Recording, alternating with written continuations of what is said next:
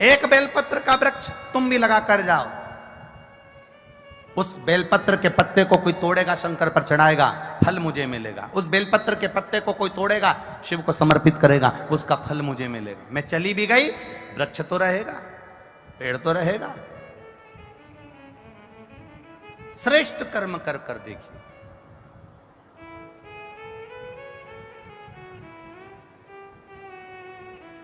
और जब श्रेष्ठ कर्म हम करेंगे तो उसका सुख हमको मिलेगा, निश्चित प्राप्त होगा। ब्रह्मा और भगवान विष्णु के बीच की बात ये निकली कि पिता कौन है नारायण के। ब्रह्मा जी कहते हैं विष्णु जी मेरे पिता हैं, तो विष्णु के पिता कौन है। और दोनों के बीच में जब घर्षण हुआ, एक पर्वत को घुमाया तो अग्नि का खंभ प्रकट हुआ, एक शिवलिंग की आकृति प्रकट हो गई। वो शिवलिंग की आकृति जो प्रकट हुई, ब्रह्मा जी उसका सिर देखने जा रहे हैं और भगवान नारायण उसका चरण देखने जा रहे हैं। नारायण चरण नहीं मिला तो उन्होंने सत्य कह दिया कि शिव के चरण नहीं मिले, क्योंकि शंकर के चरण ढूंढने से अच्छा है शंकर से केवल दर्शन की मूलता पाना।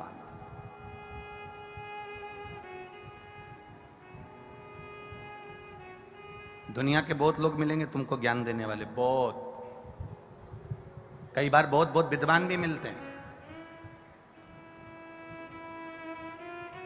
एक शंकर जी की कथा सुनने वाला एक भगत था और वो गाजियाबाद का था। अब उस शंकर जी की कथा सुनता था, उसको शिव जी पर बड़ा विश्वास था, शंकर की भक्ति में बहुत रमा रहता था, बहुत।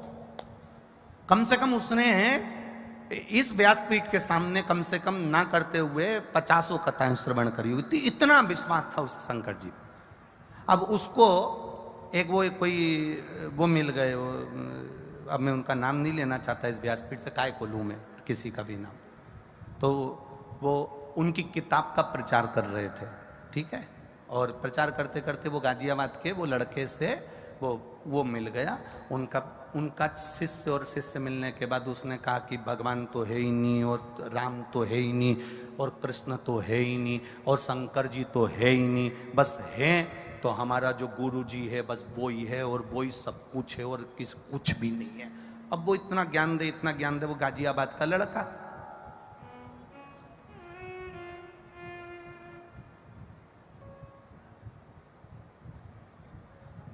अब ये गाजियाबाद वाला जो लड़का था, ये कथा में कहीं होगा, और वो किताब बांटने में लगे थे, उनका प्रचार करने में कि राम है ही नहीं, कृष्ण है ही नहीं, शिव है ही नहीं, बस वो ही है जो कुछ है। अब वो उसने कहीं बैठ के पूजन कर रहा होगा कंकर शंकर की, इतने में वो किताब बेचने वाला फिर आ गया। और वो आया और उसने आते से ही इसने लगाया था, गाजियाबाद वाले ने दिया। अब दिया लगाया तो वो बाजू में बैठकर बोलने लगा, ये बताओ भगवान है? गाजियाबाद वाला बोला है। कहाँ है? के भीतर परमात्मा। सियोर वाला महाराज कहता कंकर में शंकर है, सारी समस्या का हल एक लोटा जल। तो उसने कहा, वो सियोर वाला तो हर कुछ बोलता है, उसमें कहाँ कल है, ठीक है। अब ये बताओ, हमारे गुरुजी कहते हैं ये तुमने जो दिया लगाया, ये दिया जलाया, इसमें जो ज्योति आई, वो ज्योति कहां से आई?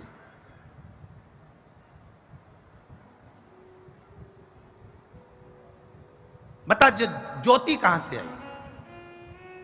जो तुमने ज्योति जलाई है दिए में, बाती में, ये ज्योति कहां से आई बता।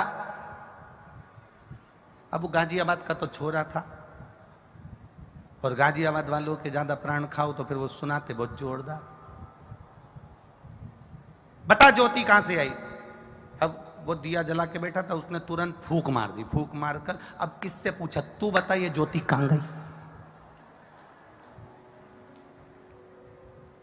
पूछ क्या तेरे गुरुजी से कि ज्योति कहां गई, बोल जरा। अब बता, जल्दी बता, मेरा दिया बुझा है, बता ज्योति कहां गई।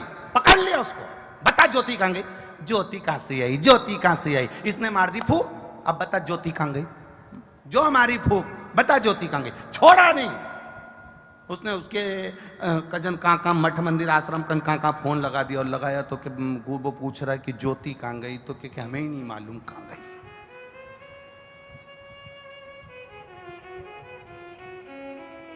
अरे मेरे बाबा, क्यों हमारे सनातन धर्म को तोड़ने में लगे हो?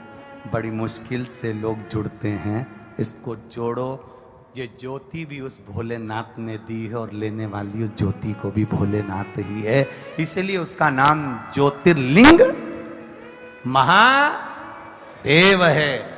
इसीलिए इसको ज्योतिर्लिंग महादेव कहा जाता है। एक ज्योति के बिंदु में मेरा शिव समाया है। कभी ब्रह्म कुमारी आश्रम में जाकर देखना, कभी ब्रह्म कुमारियों की बेटियों के पास में, ब्रह्म कुमारी दीदियों के पास में, माताओं के पास में बैठकर देखना। एक छोटा सा फोटो देंगे, उसमें एक ज्योति बनी होगी, उसकी किरणें निकली होगी। एक ज्योति से परमात्मा समाया है। ये ज्योति, ये ज्योतिर्लिंग का स्वरूप है, जिससे हम तुम संसार सागर सब प्रकट हुआ है। भगवान शिव से भगवान नारायण प्रगटे हैं, भगवान नारायण से भगवान ब्रह्मा प्रगटे हैं, भगवान ब्रह्मा से ये संपूर्ण संसार सागर प्रगटा है। संपूर्ण संसार सागर ये सब शिव का दिया हुआ है कि तेरा ही दिया मैंने खाया पिया,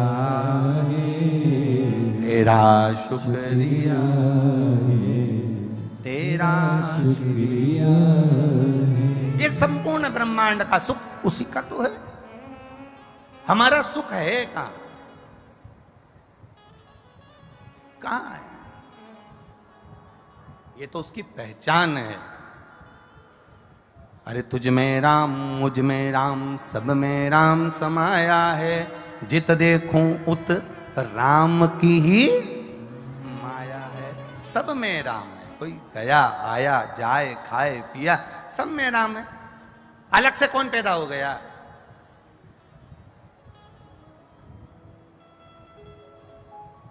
बड़े विचित्र लोग हो गए। राम जी को मत मानना, शंकर जी को मत मानना, कृष्ण जी को मत मानना, कावड़ का जल चढ़ाने मत जाना, शिव के मंदिर मत जाना, भगवान के दरवाजे मत जाना।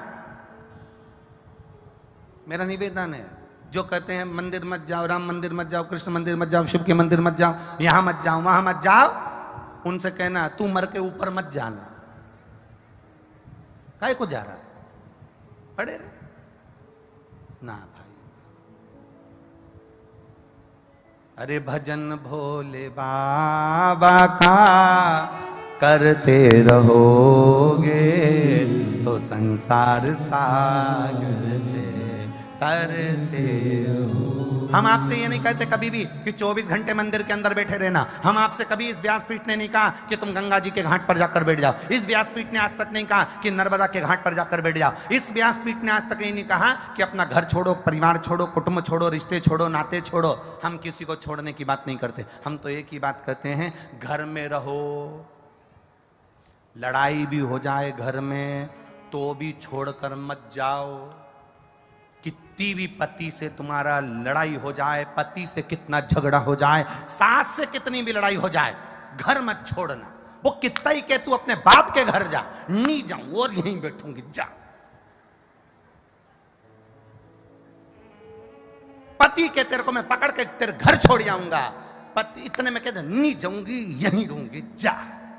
और अंदर जाओ रसोई घर में, कितना भी झगड़ा हो, आटे को अच्छी लपक के उसनो, क्योंकि तुम किसी को उसन तो सकती नहीं है, तो आटे पे अपना दम लगा लो।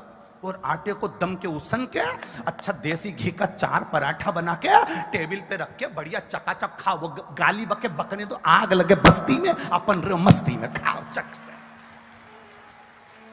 काय को जाए वो के जा, नहीं जाऊं, यहीं छाती पे मूंग धनु पर नहीं जाऊं, जा, नहीं जाऊंगी। जरा जरा सी बात में लड़के इतना बड़ा फैलाना मत कर लेना कि मैं मर जाऊंगी ना, आज के बाद तुम्हारा मुंह नहीं देखूंगी। तुम तो यूं कहो कि मैं खूब रोटी खाऊंगी पर तुम्हारी छाती पे मूंग दलूंगी। नहीं जाऊंगा, जा, नहीं जाऊंगा। काय को जाए हम घर छोड़ के? कई गुरुजी हम बड़े दुखी हैं इसलिए हम सुसाइड करने जा रहे हैं। हम मरने जा रहे। हमने कहा कैसे मरोगे, कोई प्लानिंग है? तो के पंखे में रस्सी बांध के लटक जाएंगे। हमने कहा ये तो ओल्ड फैशन है, क्यों न्यू फैशन निकालो? तो के हम दवाई खा के मर जाएंगे। हमने कहा ये भी ओल्ड है। हम पानी में डूब के मर जाएंगे। हमने कहा ये भी ओल्ड है। ट्रेन के नीचे मर जाए, हमने कहा ये भी ओल्ड है।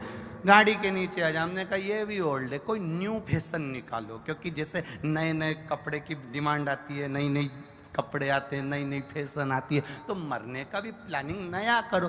तो कि तुम बताओ कि नए तरीके से मरते कैसे? हमने कहा मरना तो सबको है। एक काम करो, जिस घर में रह रहे हो, जितने टेंशन में रह रहे हो, रहो उसके साथ में शंकर भगवान का भजन करते रहो, शिव जी का स्मरण करते रहो, और जिस दिन तुम्हारी अंतिम श्वास आए तब तक उस शंकर का भजन करो। जब मरना ही है, मतलब मरना मतलब घर वालों से पीछा छुड़ाना, तो तुम एक काम करो ना, शंकर के भजन में लग जाओ, शिव की भक्ति में लग जाओ। घर में रहो, परिवार में रहो, पर भगवान की भक्ति में रमे रहो, बस उसके भजन में रमे रहो। मरने नहीं देगा। मेरा महादेव के ऊपर जो एक लोटा जल चढ़ाता है, जिस हाथ से उसने शंकर पर पानी चढ़ाया है, जिस हाथ से उसने शिव का ऊपर जल चढ़ाया है, वो जल का हाथ मेरा महादेव पहली बार में पकड़ लेता है, उसको डूबने नहीं देता, उसको मरने नहीं देता, उसको पार लगा देता है। वो शिव तत्व है मेरा, वो ओघड़ी है मेरा, वो शंकर है मेरा, जो तुम्हें डूबने ना दे, जो तुम्हें मरने ना दे।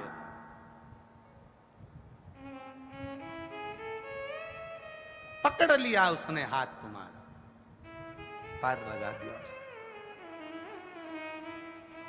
ये लड़ाई का जो कारण होता है ना, अविश्वास के कारण होता है। सती मैया और शिवजी का विवाद हुआ था अविश्वास के कारण। राम जी ने कह दिया, शंकर भगवान ने कह दिया, कथा सुनकर आ रहे थे और कथा सुनकर आते आते राम जी के दर्शन हो गए, राम जी का दर्शन हुआ, तो शिव जी ने कह दिया यही मेरे इष्ट देव है। सती ने पूछा इष्ट देव? हाँ। ये भगवान है? हाँ। ये राम है? हाँ। ये नारायण है? हाँ। ये सीता जी लक्ष्मी जी है? हाँ। भगवान शिव ने कहा सती मैया से कि ये मेरे इष्ट देव हैं। सती मैया ने शंकर जी के वचन पर विश्वास नहीं करा। जिस पत्नी का पति के वचन पर विश्वास नहीं होता और जिस पति का पत्नी के वचन पर विश्वास नहीं होता, उसी की लड़ाई अदालत तक जाती है। इसलिए पत्नी का पति के वचन पर और पति का पत्नी के वचन पर विश्वास होना जरूरी है। जब विश्वास दृढ़ होता है तो फिर ये युद्ध, ये विवाद त्याग में नहीं बदलता। जब विश्वास डिग जाता है, जब विश्वास अविश्वास हो जाता है, तब सती मैया का विश्वास प्रबल नहीं हुआ, तब जाकर शंकर भगवान ने सती का त्याग करा। त्याग कब होता है? जब विश्वास डिगता है। विश्वास खत्म मत होने देना।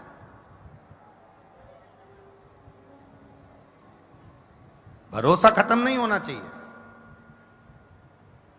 अगर भरोसा खत्म हो गया, विश्वास खत्म हो गया, तो परमात्मा नहीं मिल पाता। इस व्यासपीठ से हमने तो आपको कह दिया कि शंकर जी पे जल चढ़ाओ, शिव जी सब संभाल लेगा।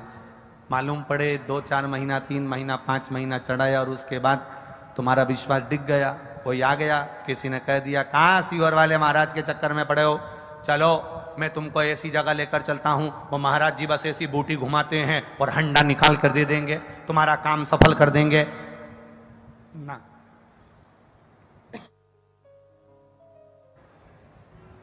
ये सब नहीं होता। किसी अंधविश्वास की ओर हमको नहीं जाना, किसी आडंबर की ओर हमको नहीं जाना। हम सनातन धर्म के पहरी हैं। सनातन धर्म के अंदर ना आडंबर होता है, ना अंधविश्वास होता है। सनातन धर्म में मूर्ति पूजन का प्रमाण है। शिव की आराधना करो, भगवान का भजन करो, कीर्तन करो, भगवान को अपना इष्ट मानकर उसकी आराधना में डूबो, उसकी भक्ति में डूबो।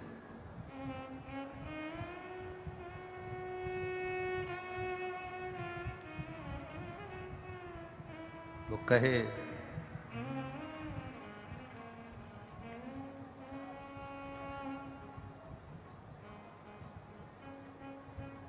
अपनी किस्मत का ताला,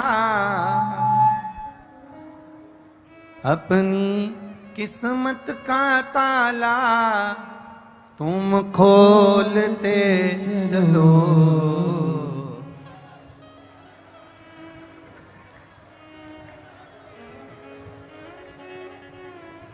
कल एक माताजी ने पत्र लिखा था कि आप कथा में भजन बिल्कुल मत गाना।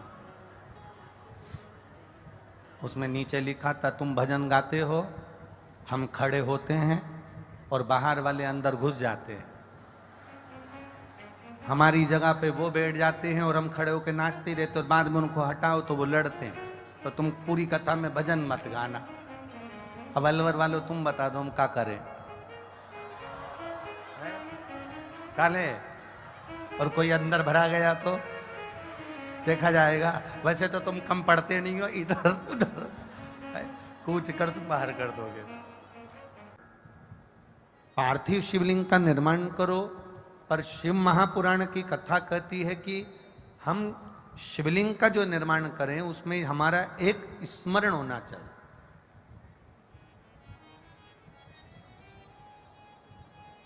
बहुत बड़े शिवलिंग का निर्माण हमें नहीं करना। थोड़ी सी मिट्टी लाकर अपने हाथ को जैसे थाली में रख लेते हैं और इस अंगूठे को बड़ा कर लेते हैं, बस इन आकृति से बड़ा शिवलिंग हमारे आराधना में हम अर्थात अपने पार्थिव लिंग का निर्माण ना करते हुए बस इतना बड़ा शिवलिंग का निर्माण कर कर उसकी हम आराधना करें। कितना सुंदर कहा। घर के अंदर जो शिवलिंग होता है वो 4 उंगल का होना चाहिए, अर्थात बस इससे बड़ा शिवलिंग हमारे घर के अंदर ना होते हुए जितना छोटा हो जाए, जितना छोटा होते चले जाए और छोटा, जितना छोटा शिवलिंग होता है उतना हमें जीवन का एक आनंद की अनुभूति कराता रहता। प्रयास करो। शंकर भगवान के मंदिर में जब हम जाएं, शिवालय में जब हम पहुंचे,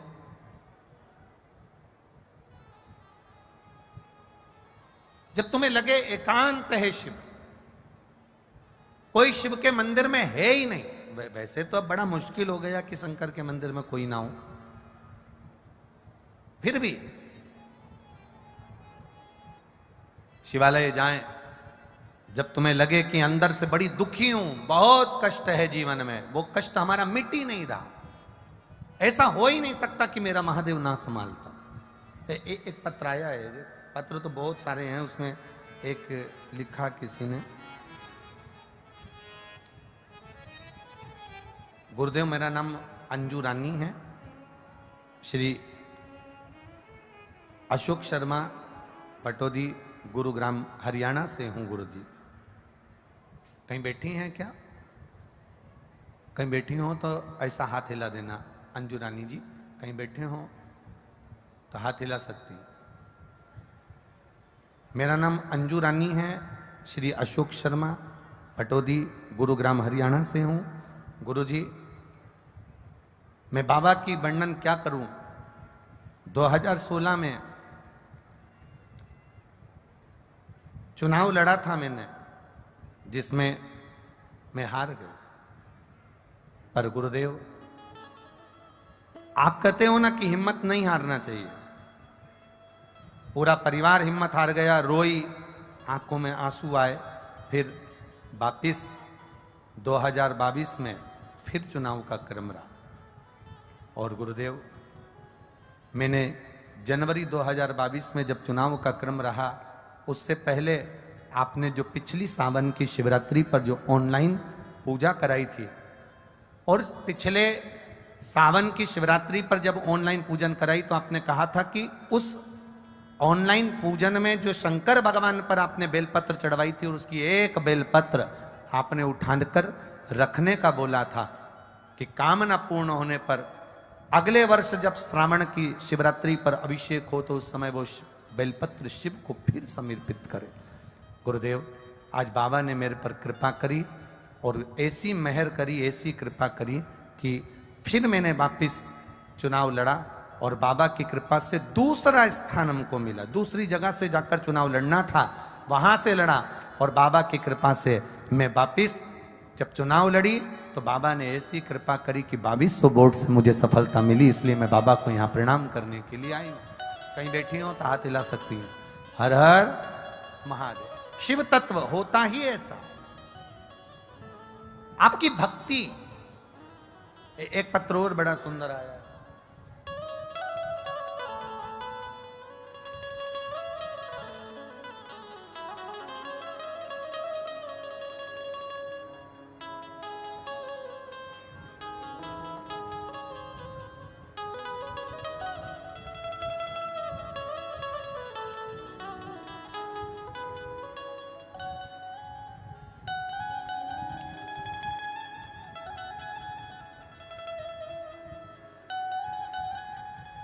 सुशीला खंडेलवाल, अनिल खंडेलवाल, शिवाजी पार्क, अलवर।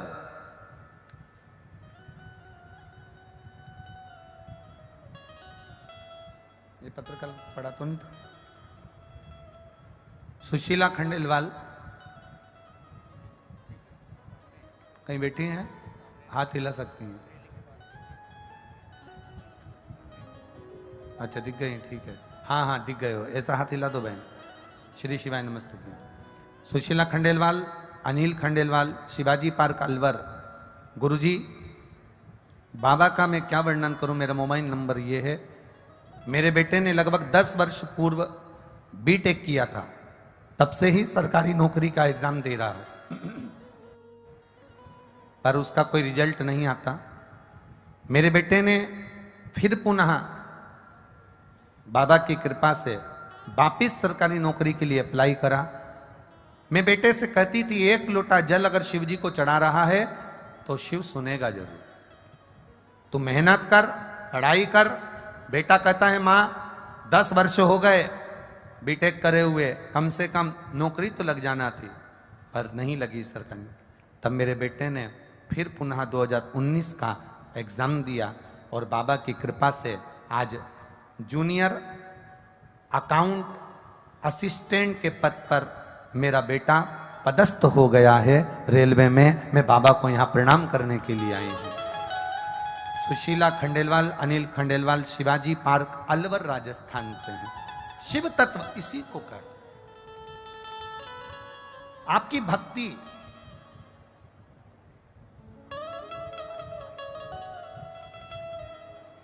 आपका भरोसा,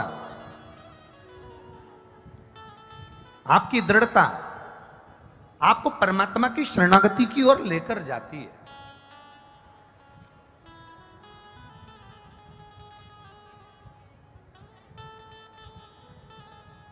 जब ऑनलाइन शिव जी का अभिषेक हो, आप सबसे निवेदन है दिल से अपने घर में अपने परिवार के साथ, अपने कुटुंब के साथ, भाव के साथ में देवाधिदेव महादेव की भक्ति करिए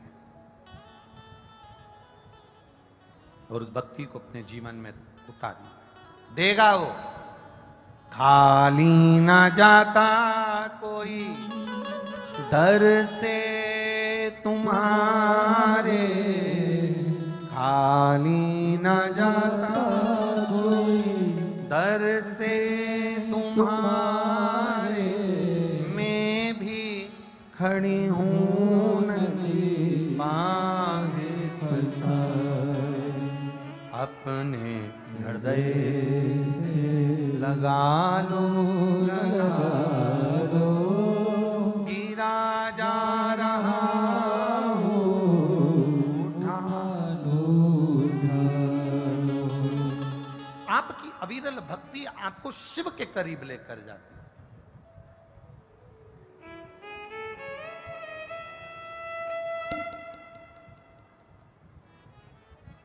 शिवलिंग की चरणार बिंदु को ढूंढने के लिए भगवान नारायण और शीश ढूंढने के लिए ब्रह्मा जी गए, नहीं मिला। भगवान नारायण तो वापिस आ गए। ब्रह्मा जी गए तो एक गौ माता को और केतकी के फूल को लेकर आ गए। केतकी के फूल ने झूठ बोल दिया तो शिव जी ने उसको श्राप दे दिया। पर गौ माता से ऐसा विश्वास नहीं था मेरे महादेव को कि ये भी झूठ बोल जाएगी, और गौ माता ने भी झूठ बोल दिया। गौ माता भी झूठ बोल, ऐसा विश्वास नहीं था। बहुत ध्यान देना, भरोसा कोई दूसरा नहीं तोड़ता, भरोसा कोई दूसरा नहीं तोड़ेगा, कोई अपना तोड़ने वाला होगा जो हमारे भरोसे को तोड़ देता, हमारे विश्वास को डिगा देता। कोई कहे गुरुजी पहले तो भगवान इतने अवतार ले लिए, देखिए अब क्या भगवान अवतार नहीं लेते, अब क्या भगवान प्रकट नहीं होते। हम उनसे एक बात कहना चाहेंगे, सतयुग, त्रेता और द्वापर, कितने युग? जम के बोलो जरा, सतयुग, त्रेता और द्वापर, ये तीनों, सतयुग, त्रेता और द्वापर, इन तीनों को मिला लो तो भगवान ने 24 अवतार लिए। कितने अवतार लिए? 24 अवतार धारण। ठीक है। अगर एक सहज भाषा में देखा जाए तो सतयुग, त्रेता, द्वापर, इन तीनों युग को मिला लो तो भगवान ने 24 अवतार लिए। भगवान 24 बार पृथ्वी पर आए, पर अगर सही मायने में देखा जाए तो केवल कलयुग का आंकड़ा लगाकर देखना तो मेरे भगवान 55 बार पृथ्वी पर प्रकट होकर दर्शन देकर चले गए, केवल कलयुग में। सतयुग, त्रेता और द्वापर का आंकड़ा लगाओगे तो 24 बार भगवान पृथ्वी पर आए, पर केवल कलयुग का आंकड़ा लगाओगे तो कलयुग में भगवान 55 बार पृथ्वी पर आकर गए। रामकृष्ण परमहंस के लिए कई बार आए, संत तुकाराम जी के लिए कई बार आए, मीराबाई के लिए कई बार आए, चैतन्य महाप्रभु जी के लिए कई बार आए, श्रीमद वल्लभाचार्य जी के लिए कई बार आए, रामानुजाचार्य जी के लिए, महाराज जी के लिए कई बार आए, श्री निम्बार्काचार्य जी के लिए भगवान कई बार आए। पृथ्वी पर मेरे परमात्मा इस कलिकाल में, मीरा कलयुग की थी, रामकृष्ण परमहंस कलयुग में थे, चैतन्य महाप्रभु कलयुग में थे, संत तुकाराम कलयुग में थे, ये सब कलयुग के थे। सतयुग, त्रेता, द्वापर का आंकड़ा मिलाओ तो 24 बार भगवान पृथ्वी पर आए हैं, पर कलयुग का आंकड़ा मिलाओ तो 55 बार भगवान पृथ्वी पर आकर गए हैं। सबसे ज्यादा मेरा भगवान अगर पृथ्वी पर आया तो कलयुग में आया। क्यों? क्योंकि भगवान को मालूम है कि कलिकाल घोर कुठार है, यहां लोग ताना देते हैं तो लोगों का हृदय दुख जाता है, अपशब्द कहते हैं तो दिल दुख जाता है, किसी ने कुछ कह दिया तो दिल दुख जाता है। मीराबाई को कितना कितना कहा, राणा जी ने कितना कहा, संबोधन कितने दिए, जहर का प्याला भेज दिया, सांप का पिटारा भेज दिया, कितने कितने शब्दों से उसको कहा गया।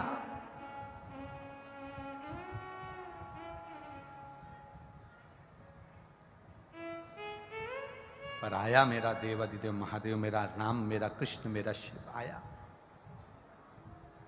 कहने वाले कहेंगे, और बहुत ध्यान रखना, सतयुग, त्रेता, द्वापर को मिलाओगे तो 24 बार भगवान पृथ्वी पर आए हैं।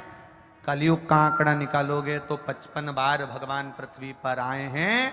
और यह निश्चित है, अगर आप भगवान की दिल से आराधना कर लोगे, दुनिया ताना देती रहेगी, आप उसका चरण पकड़ कर रख लोगे तो 56वीं बार भगवान तुम्हारे लिए पृथ्वी पर आ सकते हैं। ये निश्चित है,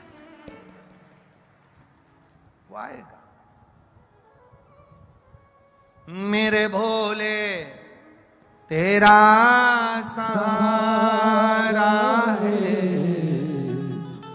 मेरे भोले तेरा सहारा है, मेरी नैया का तू किनारा है, मेरी नैया का तू किनारा है। आप करो शिव की आराधना, आप करो भगवान शंकर का भजन, आप करो शिव की अर्चना, वो देता है। और क्या देगा ये हमको भी नहीं मालूम, क्या प्रदान करेगा ये हमको नहीं मालूम।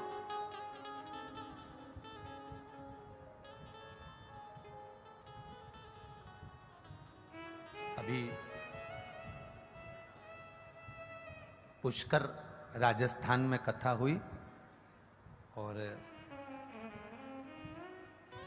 वहां भी खंडेलवाल परिवार ही कथा कराए।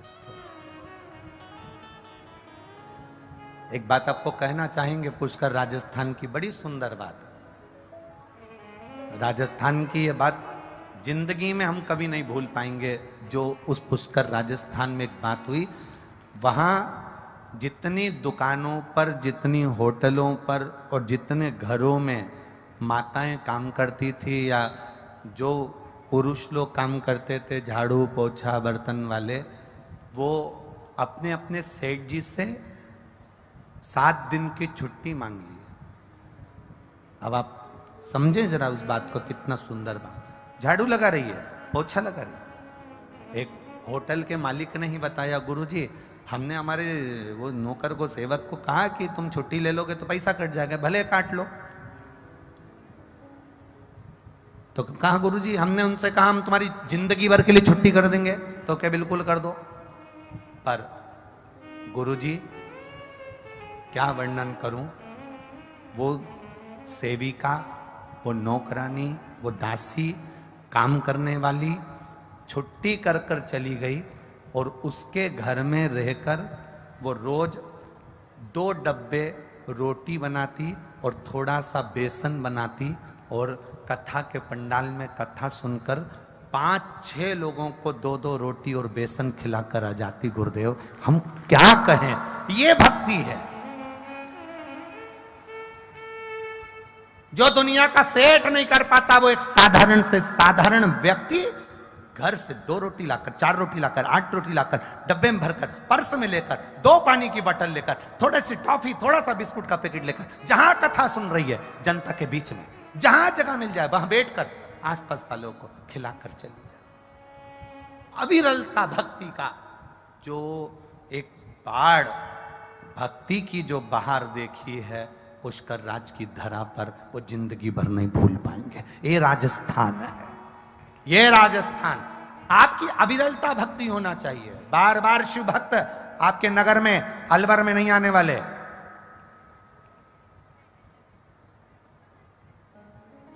ये अविरल भक्ति बार बार नहीं मिलने वाली। बहुत होगी भागवत कथा, बहुत होगी राम कथा, बहुत होंगे यज्ञ, बहुत होंगे अनुष्ठान, पर शिव महापुराण मिलना वो भी सावन के महीने में, भूतो न भविष्यते, किस्मत है अलवर वालों का, भाग्य है अलवर वालों का, भाग्य है। बोल बम का नारा है, ये भाग्य है आपका। वो तो कहीं पुण्य खंडेलवाल परिवार के जागृत हो गए महाराज, कहीं इनके पूर्वजों के पुण्य की गुल्लक भरा गई होगी और कहीं आपके पुण्य की गुल्लक भरा गई होगी। जितने लोग प्रशासनिक अधिकारी यहाँ लगे हुए हैं, प्रशासन वाले लगे हैं, पुलिसकर्मी लगे हैं, डॉक्टर लगे हैं, आपने जिंदगी में कहीं पर भी नौकरी करी हो, यहाँ जो तुम सेवा कर रहे हो, यहाँ सरकार की नहीं, यहाँ भोलेनाथ की सेवा कर रहे हो, लिख के रखना कि तुम्हें 3 महीने में बाबा क्या देगा। ये नौकरी खाली नहीं जाती है, ये नौकरी खाली नहीं जाती है। दूसरी जगह लगे होगे, वो तनख्वाह वो देगा, पर यहाँ की तनख्वाह तो मेरा महादेव जो देता है, वो 3 महीने के अंदर लिख कर रख लेना कि क्या क्या देता है। अगला पर्चा मैनपुरी में तुम्हारा मिलेगा, ये निश्चित है। वो क्या देगा आपको, क्या प्रदान करेगा। सियोर वाला महाराज तो 7 दिन कथा बाचेगा, दूसरा दिन हो गया, 5 दिन और सुनाएगा, यहां चले जाएगा, मैनपुरी पहुंच जाएगा। पर कथा का रसतत्व ये पत्रों के माध्यम से कभी जिंदगी मिले।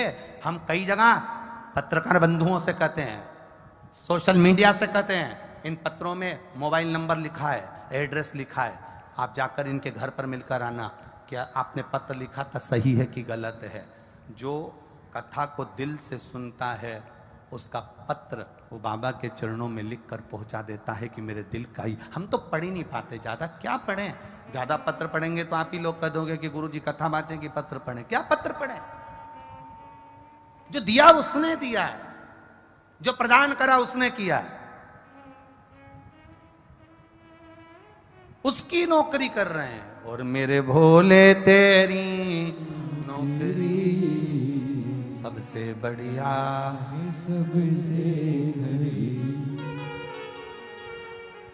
जब से तेरा गुलाम हो गया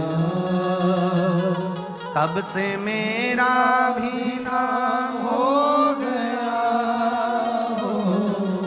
वरना औकात क्या थी मेरी सबसे बढ़िया है सबसे सत्ययुग त्रेता द्वापर सबको मिला लो 24 बार मेरा भगवान पृथ्वी पर आया है। केवल कलयुग अकेले का आंकड़ा मिला लो तो 55 बार मेरा भगवान पृथ्वी पर आया है। और विश्वास रखना तुमने दिल से पुकारा तो वो 56 बार भी पृथ्वी पर आकर रहेगा, ये निश्चित है। तुम्हारे विश्वास को मत तोड़ो, तुम्हारे भरोसे को मत तोड़ो। कहीं इधर उधर अपनी बुद्धि को मत ले जाओ कि मैं वहां जाऊंगे, वहां जाऊं ने वहां जाऊं ने वहां जाऊं, कुछ हो जाए। हम थोड़े से बड़े थोड़ा ये जो आदिक आदिक आडंबर आदिक होते हैं, हम इससे पढ़े हैं, हम इसको बिल्कुल दूर रखते हैं। हमारे को शिव तत्व से मूल था, भक्ति से मूल था, भजन से मूल था। और अच्छा एक बात बताओ, किसी को मलेरिया हो जाता है तो वो मच्छर से कहता है कि डॉक्टर से कहता है दवाई के लिए? अरे बोलो, जम के बोलो।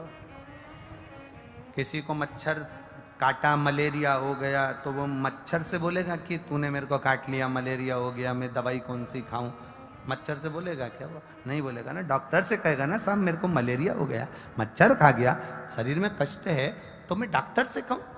तो आप लोगों से निवेदन है कि आपको दुख आता है तो आप इन मच्छरों से क्यों कहते हो? मैं बहुत दुखी हूं जी।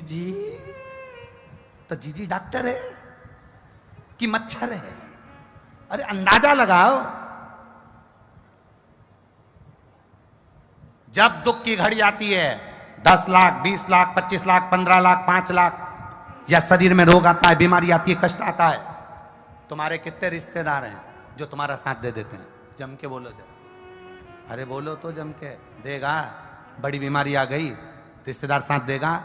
पैसे की जरूरत पड़ गई, कर्जे में लदालूम हो गए, एक्सीडेंट हो गया, दुनिया के लोग साथ दे देंगे? नहीं।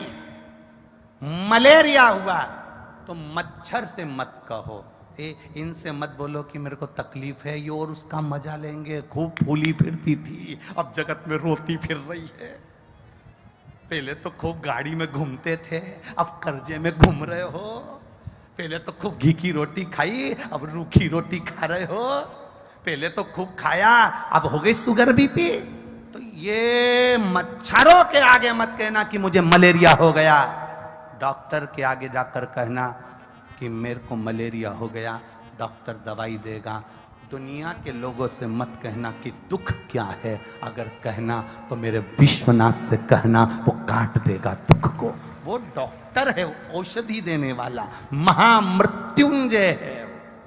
अकाल मृत्यु वो मरे जो काम करे चंडाल का, काल उसका क्या बिगाड़े जो भक्त हो महाकाल का। जो शिव का उपासक है, हम उससे क्यों नहीं कहते?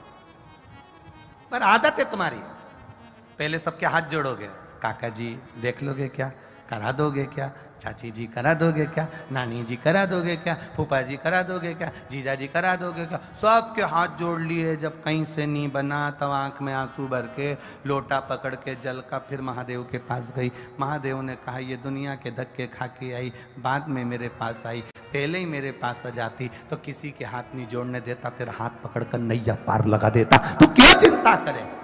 एक लोटा जल सारी समस्या का हल कर। भगवान का भजन आएगा, शिव आए।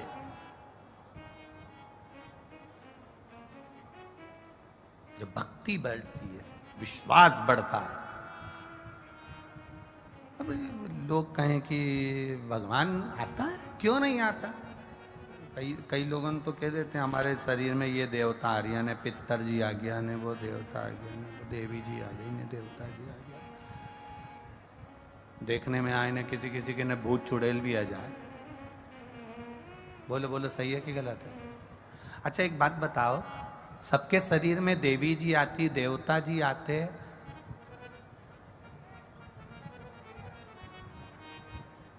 कभी सुभाष चंद्र बोस और स्वामी विवेकानंद क्यों नहीं आते? कभी झांसी की रानी पद्मावती ये शरीर में क्यों नहीं आते? कभी कभी जो बहुत बड़े बड़े मर गए वो शरीर में क्यों नहीं आते? जब देखो, जब मतलब देवी देवता फिर ही बैठे हैं तुम्हारे शरीर में आने के लिए कि तू यूं घूमे और बाजा तुरंत। कभी एकाध बार स्वामी विवेकानंद जी आए, सुभाष चंद्र बोस आए, लाल बहादुर शास्त्री आए? नहीं भाई, विश्वास रखना महादेव पर। जब तुम शंकर की भक्ति में डूबे रहोगे, किसी के आने की जरूरत नहीं पड़ेगी। मेरा महादेव तुम्हारे शरीर में नहीं आएगा, पर तुम्हारे सामने आकर हाथ पकड़कर नैया पार लगाकर चला जाएगा। हम आडंबरों से दूर रहें, अंधविश्वास से दूर रहें। हम भगवान की ऐसी भक्ति करें कि भगवान हमारे जीवन को सार्थक बनाए। हाँ, ऐसा नहीं कहेंगे कि देवता नहीं आते शरीर में तरंग के रूप में, पितर की या देवता की तरंग के रूप में वो आ जाता है। पर कब तक देवी देवता शरीर में तरंग के रूप में आते हैं? जब तक तुम ईमानदारी से न्याय करते रहो। जिस दिन तुम्हारे भीतर लोभ, लालच, तृष्णा, अपना और पराया आ जाता है, फिर वो देवता भी अपना काम करना बंद कर देते हैं। मना नहीं, आ सकते हैं, तरंगता आ सकती है, हवा का भाव आ सकता है, पर उसके दिल की आनंदता आ सकती है, पर तुम्हारी सत्यता पर, तुम्हारे विश्वास पर, तुम्हारी दृढ़ता पर, तुम्हारे भरोसे पर आएगा। शिव कथा कह रही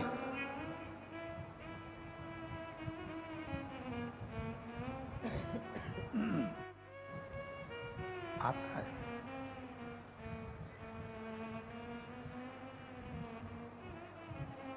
पर कब भगवान कब मिलता? ए जीजियों, आपने कभी गुलाब जामुन बनाई है क्या? अरे बोलो तो जम के, गुलाब जामुन बनाई है? गुलाब जामुन की जो चाशनी अपन गरम करते हैं ना, उसके ऊपर थोड़ा सा खार आ जाता है, मेल। फिर तुम क्या करती हो? झारे से उसको उठा के अलग कर देती हो। चाशनी एकदम क्लीन, मेल हटा, चाशनी क्लीन, नुक्ती बनाओ, चाशनी पर मेल आ जाता है, मेल हटाया, खार हटाया, चाशनी क्लीन, गुलाब जामुन बनाओ, खाओ। चाशनी को, चाशनी के ऊपर मेल आया है, उसको हटाना पड़ेगा, तब जाकर गुलाब जामुन और नुक्ती अच्छी दिखती है। उसी तरह हमारे भीतर शिव महापुराण में आने से पहले, गुलाब जामुन बनाने से पहले, भगवान की भक्ति करने से पहले भीतर का मेल हटाना पड़ेगा। काम, लोभ, आसक्ति, वासना, तृष्णा, ये सब हटेगा, तब जाकर गुलाब जामुन ठीक बनेगी, तब जाकर हमारे को परमात्मा का दर्शन हो पाएगा और हमारी जिंदगी सार्थक हो पाएगी। ऊपर अगर मेल जमा है तो गुलाब जामुन में कलर नहीं आएगा, ऊपर अगर मेल जमा है तो नुक्ती में कलर नहीं आएगा, अगर ऊपर मेल जमा है तो खोपरा पाक भी अच्छा नहीं बनेगा। उस मेल को, उस खार को हमें निकालना पड़ेगा। वो खार जब निकल गया, अहंकार जब हमारे बाहर निकल गया, आसक्ति हमारे बाहर निकल गई, वासना बाहर निकल गई, तृष्णा बाहर निकल गई, तब समझो कि परमात्मा अब हमें प्राप्त होने वाला है। अब गुलाब जामुन ठीक बनने वाली है। खार तत्व को निकालना पड़ेगा हमारे।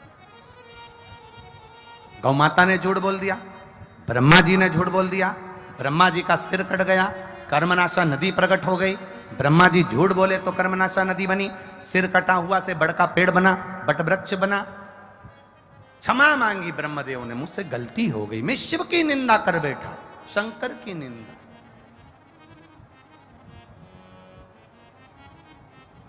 सबका मुख देखना, सबका चेहरा देखना, पर कोई शंकर की निंदा करने वाला हो, शिव के लिए अपशब्द बोलने वाला हो, कोई शंकर के भक्त की निंदा करने वाला हो, जिंदगी में उसका चेहरा कभी मत देखना। भगवान से प्रार्थना करना कि शिव निंदक का चेहरा कभी मत दिखाना। देव ऋषि नारद ने शंकर जी की निंदा भगवान विष्णु के सामने जाकर कर दी थी कि मैंने कामदेव को जीता है और शंकर जी कामदेव को नहीं जीत पाए। मैंने कामदेव को जीता, शिव कामदेव को ना जीते। भगवान विष्णु की आंख से आंसू बह गए क्योंकि नारायण को लग गया कि इसने शंकर की निंदा करी है। नारद ने शिव की निंदा करी तो उनको बंदर का मुंह लगा, बानर का मुंह लगा, भारी सभा में हंसी उड़ी। और भगवान नारायण ने शंकर की निंदा सुनी तो उनको घोड़े का मुंह लगा, घोड़े का मुंह लगा।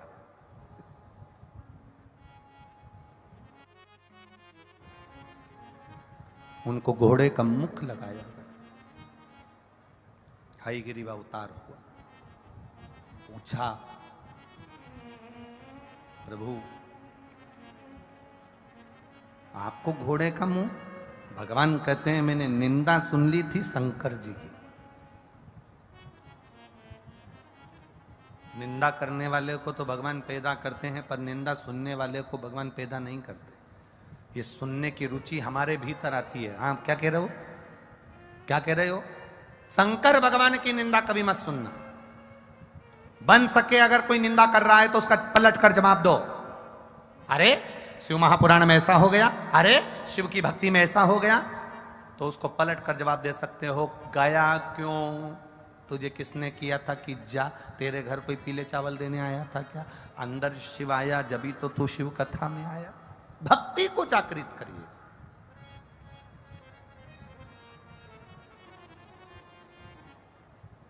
और जब हमारे भीतर की भक्ति जागृत हो जाएगी, हमारे भीतर की भक्ति प्रबल हो जाएगी, शिव तत्व मिल जाएगा। शंकर के मिलने में देरी नहीं। ब्रह्मा जी का सिर कटा, कर्मनाशा नदी प्रकट हो गई। ब्रह्मा जी ने हाथ जोड़कर कहा मुझे सृष्टि का निर्माण करना है, आप बताओ सृष्टि की रचना कैसी करी जाए। सृष्टि की रचना करने के लिए ब्रह्मदेव से कहा कि अर्धनारीश्वर स्वरूप का दर्शन देते हुए कहा कि आप सृष्टि की रचना करें।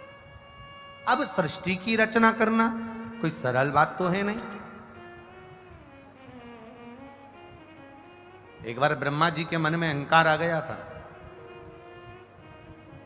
और ब्रह्मा जी के मन में अहंकार आया तो उनसे भगवान नारायण ने कहा कि तुम सृष्टि की रचना कर रहे हो तो एक बार देवादिदेव महादेव से जाकर प्रार्थना तो करो कि मुझे सृष्टि की रचना करना। आप जाओ पहले उनसे जाकर विनती करो कि मुझे सृष्टि की रचना करना। घर के जो बड़े हैं, घर के जो बुजुर्ग हैं, घर के जो बयो हैं, एक बार उनके कानों में जरूर डालना चाहिए कि साहब, मम्मी, पापा, मैं मकान बना रहा हूं, आपका आशीर्वाद है, बन रहा है। अपने माता पिता से छुपाकर मकान भी बनाओगे तो उसमें सुख नहीं है। अपने माता पिता से छुपाकर जेवर भी बनाओगे तो उसमें सुख नहीं है। अपने माता पिता को एक बार जरूर बोलना चाहिए, मम्मी आपकी बार दुकान में अच्छी कमाई हुई, तुम्हारी बहू के लिए मैं हार बनवा रहा हूं। मम्मी आपकी बार ये मिला इसलिए मैं तुम्हारी बहू के लिए कपड़े ला रहा हूं। मम्मी आपकी बार ये हुआ तो मैं मकान बनवा रहा हूं। माता पिता से कुछ मत छुपा, कुछ नहीं। कई लोग कहते हैं हमारे माता पिता को हम बताएंगे और फिर वो उसका गलत मतलब निकाल। तुम्हारा काम करो बताने का, तुम्हारा काम है छुपा कर नहीं। सब अच्छे से एक एक बहू जो होती है ना, मायके से थोड़ी सी टॉफी लेकर आ जाती है और घर के छोटे छोटे बच्चे देते हैं ना, तो उनको जब वो स्कूल जाते हैं तो चुपचाप से पकड़ा देती है और क्या कहती है कि दादी को मत बताना, दादाजी को मत बताना। और अगर वो पूछे कहां से लाई, कह देना पड़ोस वाली आंटी ने दी है। अब वो बच्चा छोटा सा झूठ बोलना सीख जाता है, और वो बच्चा झूठ बोलना सीख गया। एक दिन दादी ने पूछा क्यों रे टॉफी खा रहा है? हाँ, कहां से आई? पड़ोस वाली आंटी ने दी है। वो बच्चा धीरे धीरे धीरे धीरे बड़ा हो जाता है, शादी हो जाती है, अपनी धर्म पत्नी आ जाती है, उसको घुमाने के लिए जयपुर लेकर जाता है, जयपुर से चुंदड़ी खरीद कर लाता है, और चुंदड़ी खरीद कर लाया और पत्नी ने उससे कहा कि मैं ये चुंदड़ी लेकर जाऊंगी जयपुर से, और सास पूछेगी, तुम्हारी मम्मी पूछेगी कहां से आई, तो कह देना मायके से मिली है। झूठ बोलना किसने सिखाया? जम के बोलो, माँ ने बचपन में बच्चे की आदत में डाल दिया कि ये टॉफी पड़ोस वाली आंटी ने दी है। बच्चा बड़ा होकर अपनी पत्नी को ज्ञान दे रहा है कि ये साड़ी मायके से मिली है। अब वो अपने बच्चे को ज्ञान देगी कि टॉफी मायके से मिली है। ध्यान देना, ये झूठ। हम फिर कहेंगे, बच्चों को जैसे तुम बादाम खिलाती हो और वो कौन कौन सा पाउडर होता है जो दूध में मिला मिला कर पिलाती हो, किस लिए पिलाती हो? कि उनका शरीर अच्छा बन जाए। मेरा निवेदन है कि बच्चों को जैसे दूध में मिलाकर पाउडर देती हो और वो क्या बोलते हैं, बॉर्नवीटा ने हार्लिक्स ने क्या क्या मिलाकर देती हो जिससे इसका शरीर बन जाए, उसी तरह बच्चों के दिमाग में भी थोड़ा सा शंकर की भक्ति देना चालू करो, जिससे हमारा सनातन धर्म भी मजबूत बन जाए। शरीर के साथ सनातन धर्म मजबूत होना चाहिए।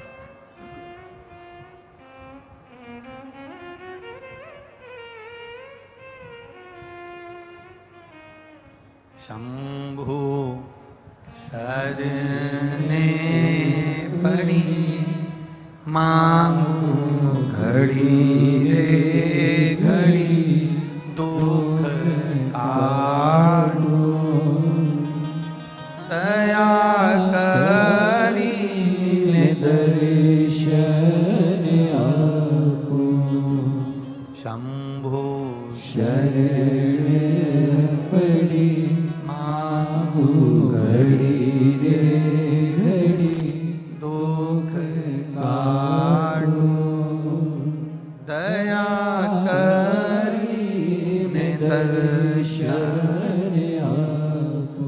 अब विनती, आप सबसे निवेदन, अपने बच्चों को जो तुम घोल कर पिलाती हो, साथ में एक बात अपने बच्चों को घोल कर जरूर पिलाओ कि जीवन में अगर बहुत उन्नति की ओर जाना है तो हमें किसी का झूठ नहीं कहना, कपट नहीं कहना, सत्यता की जिंदगी जियो। बनावटी जीवन में अपना जीवन मत निकालो।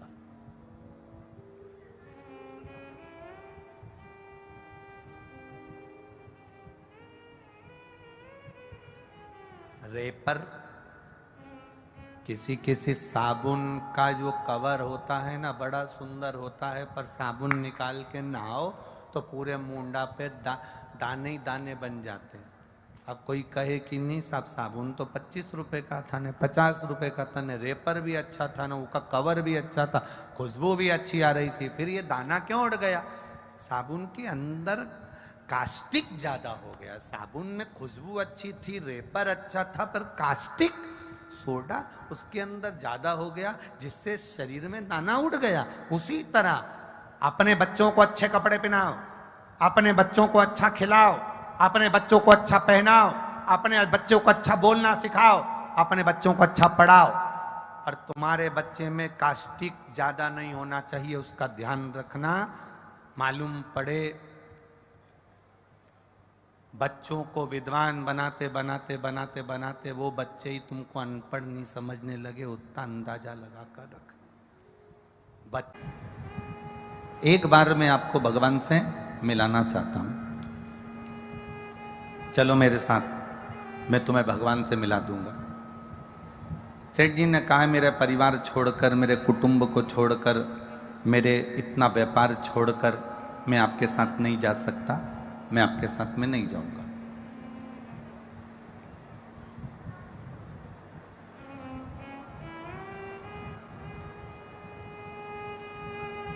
सेठ जी ने पूछा कि परमात्मा के मिलन में बांधा क्या होती है? परमात्मा मिल कैसे सकता? तो सेठ जी से संत ने कहा कि बस उसके मिलन की सबसे बड़ी बांधा है व्यक्ति की आसक्ति, तृष्णा।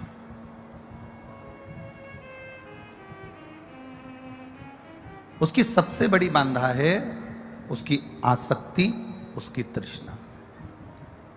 एक बात हम आप लोगों से कहना चाहेंगे, जो 7 दिन के श्रोता होते हैं, जो 7 दिन तक इस पंडाल में रहते हैं, धर्मशालाओं में रहते हैं, होटलों में रहते हैं, या अपने अपने रिश्तेदारों के घरों में रहते हैं, या पंडाल में जो पड़े रहते हैं 7 दिन तक,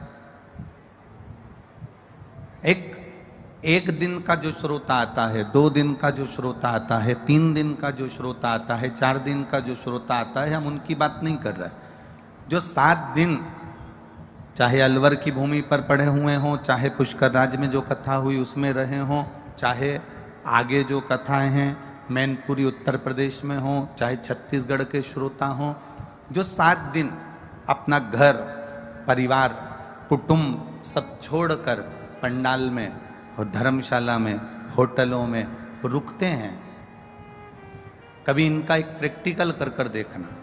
जो 7 दिन रुकने वाले हैं उनको आप बिस्कुट का पैकेट बांटना और उसके बाद दूसरा व्यक्ति उसके पीछे से निकल कर जाना, वो भी उनको बिस्कुट का पैकेट देना। जो 7 दिन का श्रोता है वो अगर एक बार बिस्कुट का पैकेट ले लेता है तो फिर वो दूसरे से पैकेट नहीं लेता, क्योंकि वो आसक्ति से परे हो जाता है, उसको छोड़कर चलता है। उसको मालूम है मैं यहाँ 7 दिन रहूंगी, मैं 7 दिन यहाँ पर रहूंगा, दानदाता आएंगे, भक्त आएंगे, वो लुटा कर जाएंगे, पर इतना मैं इकट्ठा कर कर भी करूंगी तो करूंगी क्या? मैं इतना भी लेकर करूंगा तो करूंगा क्या? सेठ जी, आसक्ति एक ऐसी होती है, तृष्णा एक ऐसी होती है जो हमारे बीच में बांधा बन जाती है। परमात्मा के मिलन में जो बांधा है वो हमारी आसक्ति है, हमारी तृष्णा है। अब सेठ जी ने कहा कि मैं तो अपना परिवार नहीं छोड़ सकता, मैं अपने कुटुंब को नहीं छोड़ सकता, मैं अपने रिश्ते नहीं छोड़ सकता, मैं परमात्मा से नहीं मिलना चाहता, रहने दो, तुम तो मुझे मत मिलवा।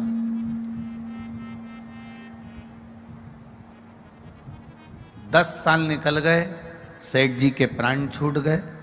सेठ जी के प्राण छूटे तो सेठ जी बेल बन गए, एक नंदी बेल बने सेठ जी। और नंदी बेल जब सेठ जी बन गए, नंदी बेल बनने के बाद सेठ जी जब नंदी बेल बने तब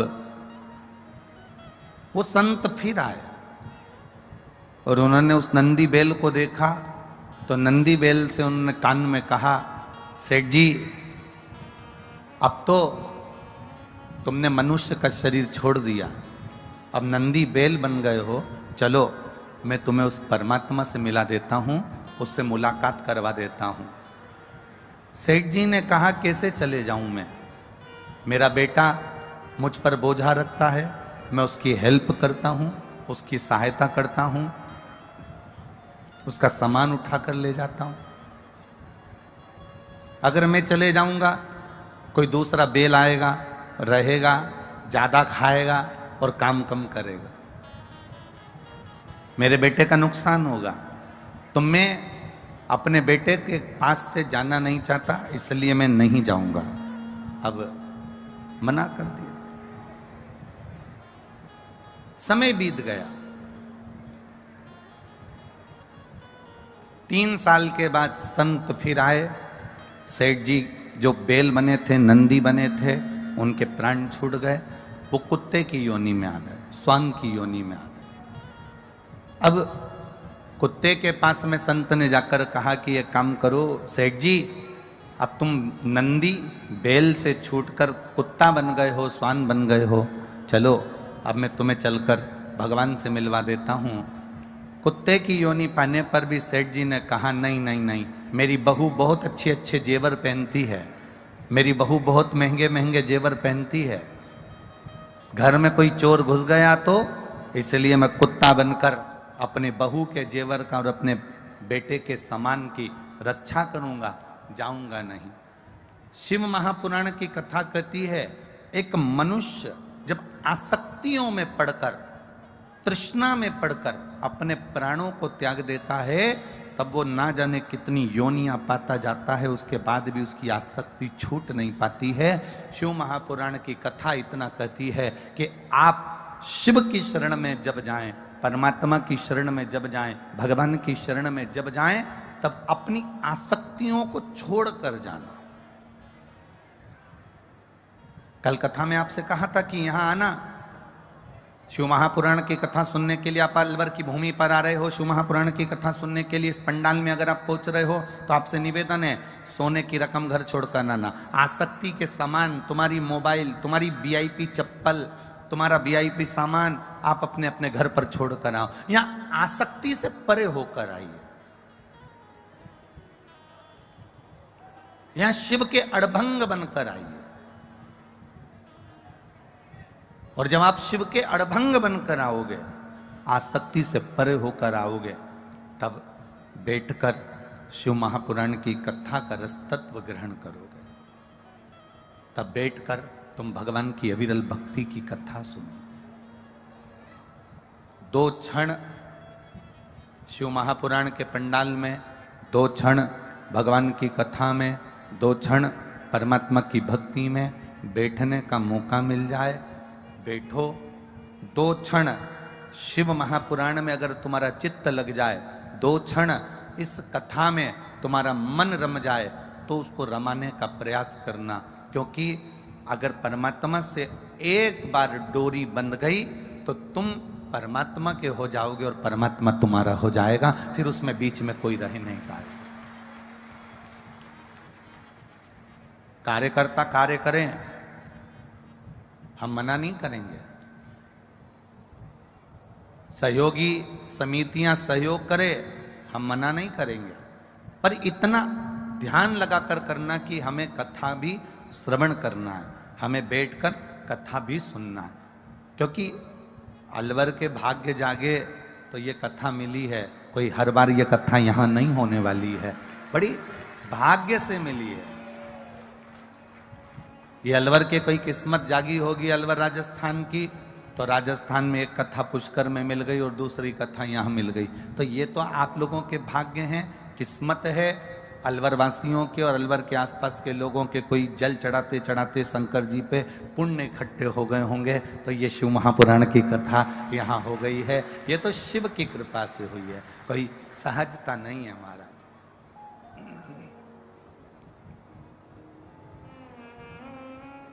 बड़ी मुश्किल। और ये आदरणीय प्रमोद विजय जी से पूछना और उनके परिवार से पूछना, ये कथा लेने के लिए इन्होंने दिल्ली, इंदौर, राजस्थान, छत्तीसगढ़ सब दूर से खबर करवाई, तब जाकर ये बड़ी मुश्किल से ये कथा इनको प्राप्त हुई है। ये कोई सहज नहीं है शिव पुराण की। ये बहुत बहुत भाव की कथा है और इसको भाव से श्रवण करो, अपनी जिंदगी में उतारो। बड़ी मुश्किल से मिली है। उम्र बढ़ती है तो तृष्णा भी बढ़ती है। हम कहेंगे उम्र बढ़ने को तो जान दो, हम तो कहेंगे उम्र घटती है। उम्र बढ़ती नहीं है, उम्र घट रही है। 40 साल के हो गए, 50 साल के हो गए, 60 साल के हो गए, 70 साल के हो गए, 80 साल के हो गए, ये तो उम्र घट रही है। इसको बढ़ना नहीं कहेंगे। तो हम ये भी कह सकते हैं कि उम्र घटती है, तृष्णा बढ़ती है, आसक्ति बढ़ती है।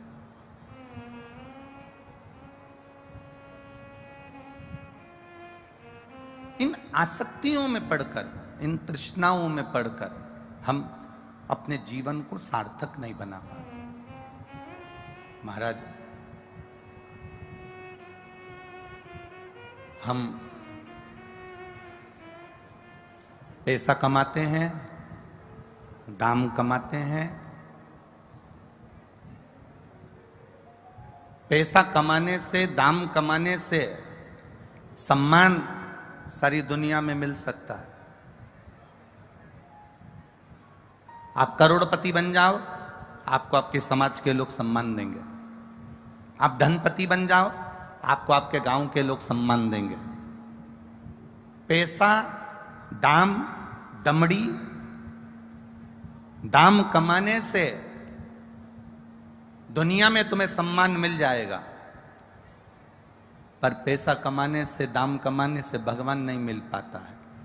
पैसा दाम कमाने से सम्मान मिलता है, और ध्यान रखना, दाम से सम्मान मिलता है और परमात्मा के नाम से हमें भगवान की प्राप्ति हो जाती है, परमात्मा मिल जाता है।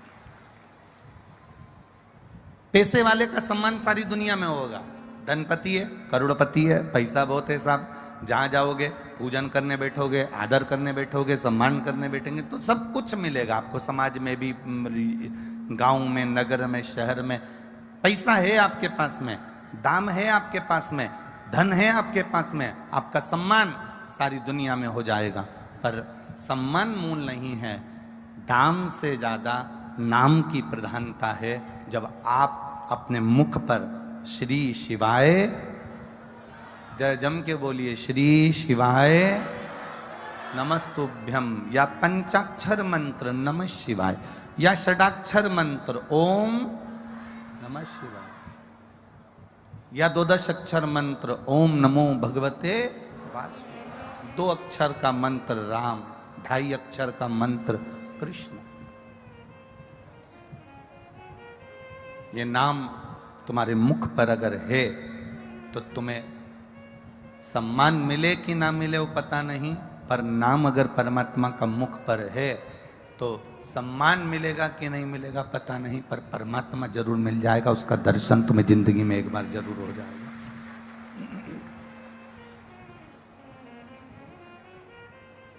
कल एक बेटी ने, कोई ने प्रश्न लिखा, एक पत्र लिखा है, नीचे रखा होगा, उस पत्र में उस बेटी ने लिखा, गुरुजी ये शिव महापुराण की जो कथा हो रही है, इसकी खुशी हमारे अलवर के आसपास के 50-100 गांव ऐसे हैं जहां ऐसा लग रहा है जैसे दिवाली हो रही है। हमारे अलवर के आसपास के ऐसे गांव। जिस बेटी ने पत्र लिखा होगा वो बेटी भी होगी यहाँ पर, जिसने पत्र लिखा अलवर की कोई बेटी है जिसने पत्र लिखा। हमारे क्षेत्र के आसपास के सारे गांव, नगर आसपास के जितने भी हैं, सब दूर दीपावली जैसा माहौल है, खुशी प्राप्त होती। एक बहुत पहले एक वो एडवर्टाइज चलता था, आप लोगों के स्मरण में होगा, राजू तुम्हारे दांत, क्या है वो एडवर्टाइज, मोतियों से कैसे चमक रहे हैं, ऐसे ही था ना? अरे बोलो तो जम के। टीवी पे आता था बहुत पहले, हो छोटे थे जब देखते थे, राजू तुम्हारे दांत मोतियों से कैसे चमक रहे हैं, तो वो राजू कह देता था कि हमने ये मंजन करा है, उससे हमारे दांत चमक रहे हैं। अब कोई तुमसे कह दे, क्यों री कमला आजकल बहुत चमक रही है, तो कमला भी कह देगी जब से शिव पुराण की कथा सुन रही हूं, जब से चमक मेरे बाबा ने दे दी, ये चमक मेरे मालिक की है, ये चमक, ये दमक, फूलवन में महक, सब कुछ सरकार तुम ही से है। जो कुछ दिया है उसने दिया है, उसको धन्यवाद दो कि हमको कंगाल बनाकर पैदा नहीं करा, उसको धन्यवाद दो हमें विकलांग बनाकर पैदा नहीं करा, उसको धन्यवाद दो हमारे 2 आंखें देकर पैदा करा, 1 आंख देकर पैदा नहीं करा, उसको धन्यवाद दो हमें 2 कान दिए, भगवान ने 1 कान देकर पैदा नहीं करा, भगवान को धन्यवाद दो 2 हाथ देकर पैदा करा, 1 हाथ देकर पैदा नहीं करा, भगवान को धन्यवाद दो 2 पांव देकर पैदा करा, 1 पांव देकर पैदा नहीं करा, भगवान को धन्यवाद दो हमें चलने फिरने के लायक पैदा करा, भगवान को धन्यवाद दो ना जाने किस भिखारी के घर में मुझे दे देते, पर भगवान तूने अच्छा हुआ ऐसे घर में दिया जहां मुझे खाने के लिए 2 रोटी मिल रही है, किसी चौराहे पर लाल पीली बत्ती पर मुझे कटोरा मांगकर, कटोरा देकर मांगने के लिए नहीं बिठाया, भगवान धन्यवाद, पहनने के लिए वस्त्र दिए, खाने के लिए अन्न दिया, रहने के लिए घर दिया, अच्छा परिवार, अच्छा कुल, अच्छा कुटुंब दिया, हमारा गांव, नगर, शहर दिया, ये तेरी कृपा है भगवान, तूने बड़ी करुणा करी, इस शरीर से मैं शिव महापुराण की कथा सुन रही हूं, ये तेरी कृपा है। कहीं ऐसी जगह तूने जन्म नहीं दिया जहां मैं भगवान का भजन भी नहीं कर सकती। किसी ऐसी जगह पर मुझे पैदा नहीं करा जहां बैठकर मैं सत्संग नहीं कर सकती। किसी ऐसी जगह मुझे पैदा नहीं करा जहां बैठकर मैं तेरा नाम नहीं ले सकती। कहीं ऐसी जगह पर तूने मुझे पैदा नहीं करा कि मैं कहीं प्रवचन में नहीं जा सकती, कहीं भगवान के संकीर्तन में नहीं जा सकती, कहीं परमात्मा की भक्ति में नहीं जा सकती। तूने ऐसी जगह मुझे पैदा नहीं करा। ये तेरा धन्यवाद, ये तेरा शुक्रिया है जो तूने मुझको इस काबिल बनाकर इस संसार सागर में, इस अलवर में मुझे जन्म दिया और मैं शिव महापुराण की कथा में बैठा हूं। ये तेरी कृपा है, ये तेरी उदारता है, ये तेरी करुणा है।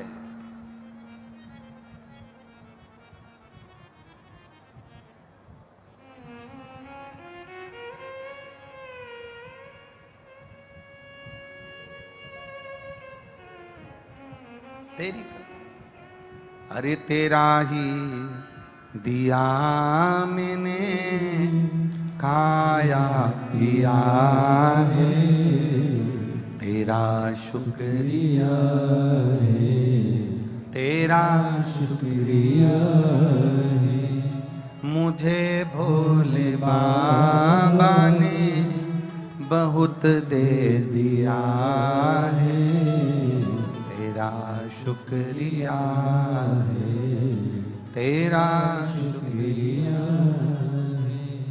ये जायदाद दी है, औलाद दी है, ये जायदाद दी है, औलाद दी है। मुसीबत में हर वक्त इमदाद दी है, मुसीबत में हर वक्त इमदाद दी है। ओ तेरा ही दिया मैंने खाया पिया है, तेरा शुक्रिया है, तेरा शुक्रिया है। मुझे भोले बाबा ने बहुत दे दिया है, तेरा शुक्रिया है, तेरा शुक्रिया। ये उसको साधुवाद दो, ये उसको धन्यवाद दो, ये उस पर उसकी कृपा हम पर हुई है।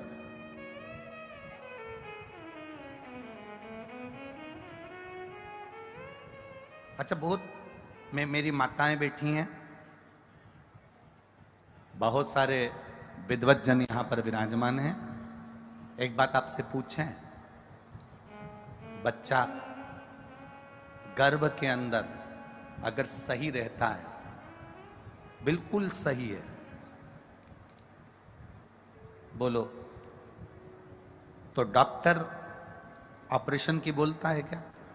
वो तो बच्चा गर्भ में टेढ़ा हो गया तो डॉक्टर ऑपरेशन करेगा कि नहीं करेगा? अरे जीजियों बोलो तो जम के, करेगा ना। बच्चा अगर गर्भ में सीधा है, बच्चा गर्भ में एकदम अच्छा है, बच्चा गर्भ में एकदम सीधा, उसको जैसा प्रविष्ट होना है, जैसा जन्म होना है, अगर बच्चा वैसा है तो डॉक्टर ऑपरेशन नहीं करते, डॉक्टर ऑपरेशन नहीं करेंगे।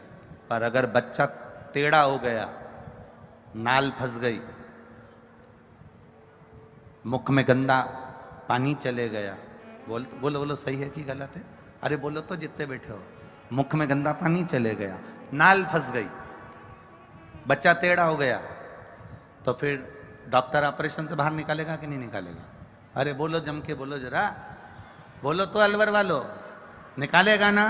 बस नाल फंसी, गंदा पानी मुंह में गया, या बच्चा टेढ़ा हुआ और डॉक्टर ने ऑपरेशन किया। तुम भी याद रखना, बच्चा गर्भ में रहता है, टेढ़ा हो जाता है, नाल फंस जाती है, या गंदा पानी मुंह में चले जाता है, तो उसको ऑपरेशन कर कर बाहर निकाला जाता है। उसी तरह ये पृथ्वी भूगर्भ है, इसको भूमि कहते हैं, पृथ्वी कहते हैं। इस पृथ्वी पर जो रह रहे हैं वो मां पृथ्वी के गर्भ में रह रहे हैं, पृथ्वी पर रह रहे हैं। अपन सब भूगर्भ में रह रहे हैं। जब बच्चे के मुंह में गंदा पानी चले गया या नाल में वो फंस गया या वो टेढ़ा हो गया तो डॉक्टर ने ऑपरेशन करा, उसी तरह हम भी जब हमारे मुंह में गंदा पानी, समझ जाओ जरा, समझ गए क्या? हाँ वैसे तो तुम सब समझदार हो। जब हमारे मुंह में गंदा पानी चले जाए, हम भी नाल में फंस जाएं, संसार सागर में, लोभ में, तृष्णा में, आसक्तियों में, वासनाओं में, काम में फंस गए, या हम भी टेढ़े हो गए, जिससे बात करो टेढ़ी बात करो, क्या कर लेगा तुमसे? देखा जाएगा तुझसे, मेरे को आगे बैठना है, बिठा अभी की अभी, नहीं बिठाएगा तो बाद में निपट लूंगा। टेढ़े हो गए।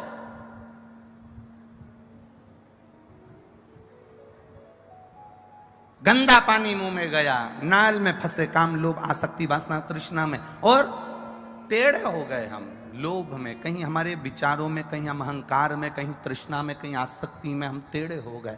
तो फिर वो परमात्मा भी ऑपरेशन करना जानता है और ऐसा ऑपरेशन करता है कि फिर कहीं का नहीं छोड़ता, फिर दर दर रोता फिरता है। इसलिए सावधान रहें।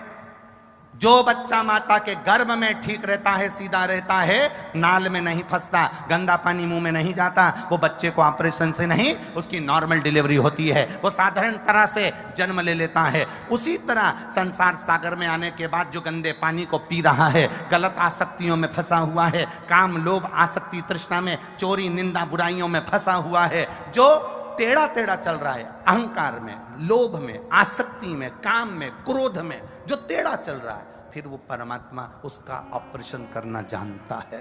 वो भी बहुत बड़ा डॉक्टर है, उसके बराबर दुनिया में कोई डॉक्टर हो ही नहीं सकता। जब वो ऑपरेशन करता है तब दुनिया का एक एक व्यक्ति आंख में आंसू भर कर रोता है।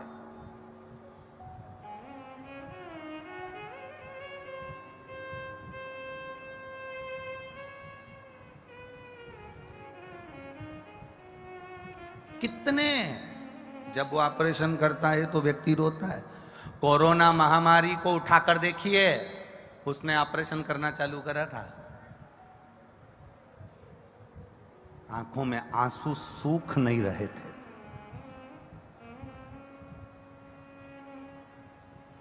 उठाकर देखिए, कहीं भूकंप आ जाता है, कहीं सुनामी आ जाती है, कहीं पहाड़ पर्वत गिर जाते हैं, पूरे मकान ध्वस्त हो जाते हैं, कहीं कुछ ना कुछ लोग पानी में डूब रहे, कोई पर्वत धस रहा है, कोई हिमाचल में देख लो, उत्तराखंड देख लो, बिहार साइड देख लो, कहाँ ये उसके ऑपरेशन है,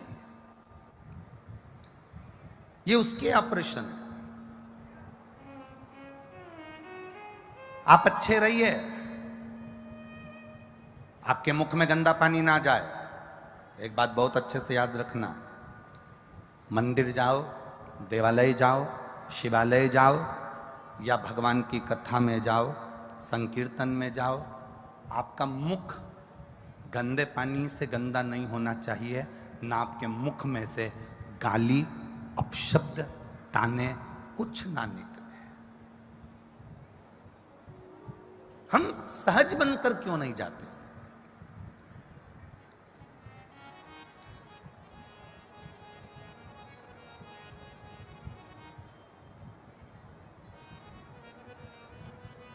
सौ प्रतिशत मनुष्य हैं, 100% लोग रहते हैं, 100% लोगों में से 25% लोग ऐसे हैं जो कि मंदिर, देवालय, शिवालय नहीं जाते हैं। कितने परसेंट? जम के बोलो जरा। 25%। 25% लोग ऐसे हैं जो भगवान पर ही विश्वास नहीं करते कि भगवान कोई होता है, या हम भगवान के मंदिर नहीं जाते, हमें परमात्मा से मतलब नहीं, हमें अभिषेक पूजन से मतलब नहीं, जो परमात्मा को ही नहीं मानता। 25% ऐसे हैं जो मंदिर, देवालय, शिवालय, तीर्थ नहीं जाते। 25% ऐसे हैं जो भगवान पर भरोसा नहीं करते, विश्वास नहीं करते। हाँ, देखा जाएगा। हमें भगवान पर भरोसा नहीं, भगवान क्या होता है, भगवान कौन है, भगवान क्या है। तो 25% ऐसे हैं जो भगवान पर भरोसा नहीं करते, 25% ऐसे हैं जो 24 घंटे परमात्मा की, धर्म की, संस्कृति की, सभ्यता की और एक दूसरे की और माता पिता की निंदा में भी लगे रहते हैं। बचे 25% और जो 25% बचे हैं वो ये अलवर की कथा में दिख रहे हैं। बस समझ लो कि आपकी भक्ति कितनी है।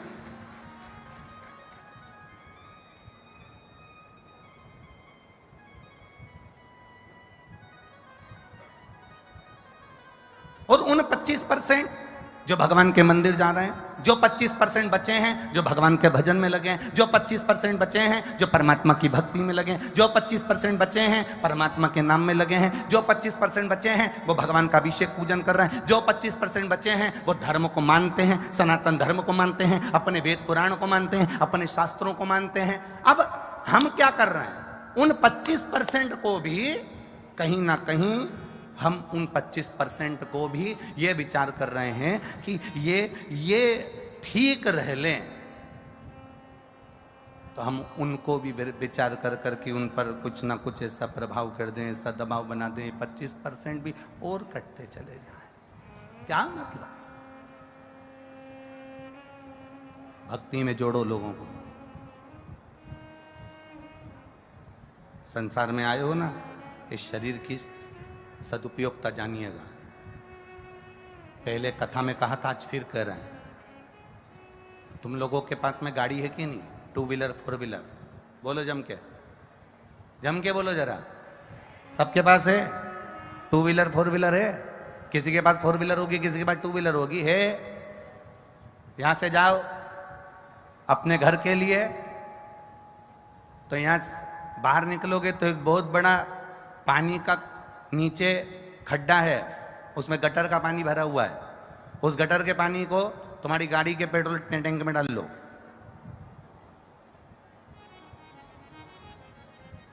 गाड़ी चलेगी? अरे बोलो जम के, नहीं चलेगी। गटर के पानी को 50 लाख की गाड़ी में डालो, गटर के पानी को, नाली के पानी को 25 लाख की गाड़ी में डालो, गटर के पानी को, नाली के पानी को 10 लाख की 4 व्हीलर गाड़ी में, 50,000 की 2 व्हीलर गाड़ी में जरा डालकर देखना।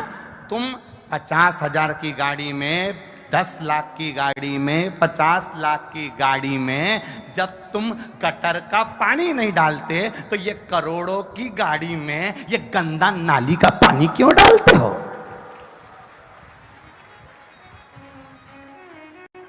क्यों मदिरा का नशा करना, क्यों दारू का नशा करना, क्यों ये गलत नशों में डूबना? ये करोड़ों की गाड़ी है, एक लीवर खराब हो जाता है 20-20, 25-25 लाख देने को तैयार खड़े हैं लोग बाग। लीवर बदल दो साहब, लीवर दे दो साहब, किडनी बदल दो साहब, किडनी दे दो साहब। एक गाड़ी करोड़ों की परमात्मा ने देकर भेजा है। इस गाड़ी की कीमत को जिस दिन तुम समझ गए, इस गाड़ी की कीमत को, तुम एक जरा सा 10,000 का मोबाइल पर स्क्रीन गार्ड चला के चल रहे हो और रोड पर चल रहे हो तो पुलिस वाले बार बार कह रहे हैं हेलमेट लगाओ, सीट बेल्ट लगाओ, हेलमेट लगाओ, सीट बेल्ट लगाओ। उनका काय का फायदा? फायदा तुम्हारा है, पुलिस का फायदा नहीं है। तुम्हारे हेलमेट लगाने से, सीट बेल्ट लगाने से पुलिस का फायदा नहीं है, फायदा तुम्हारा है। उसी तरह गटर का पानी नहीं पियोगे, गंदा पानी नहीं पियोगे, नशा नहीं करोगे तो उसमें तुम्हारा फायदा है। ये गाड़ी नहीं तो बेकार हो जाएगी, एक दिन घर पर पड़ी रहेगी, उस गाड़ी का कोई मोल तत्व नहीं रहेगा। सड़ रही है गाड़ी, पलंग पर पड़ी है, बच्चे ले जाएंगे, बिठाकर डॉक्टर को दिखाएंगे, लाकर पटक देंगे, दवाई वाला दवाई दे देगा, सिस्टर तुमको इंजेक्शन लगा देगी, पर गाड़ी तो पलंग पर पड़ी है ना। क्या काम की? वो भंगार की गाड़ी जिसकी कोई कीमत ही नहीं है।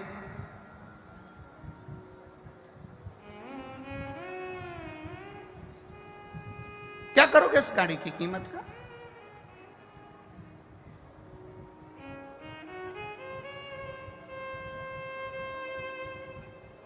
कितना कितना विचित्र विचित्र संसार सागर है महाराज। माता के गर्भ से बच्चा बाहर निकले अगर टेढ़ा हो गया तो ऑपरेशन है, नाल में घूम गया तो ऑपरेशन है, गंदा पानी मुंह में चले गया तो ऑपरेशन है। परमात्मा भी बहुत बड़ा डॉक्टर है, वो भी तुम्हारा ऑपरेशन करने को तैयार बैठा है। तू गलती कर, टेढ़ा हो तू संसार के बंधन में बंद, और तू बस मुंह में गंदा पानी गया और वो ऑपरेशन किया, करा उसने ऑपरेशन। सोचिए,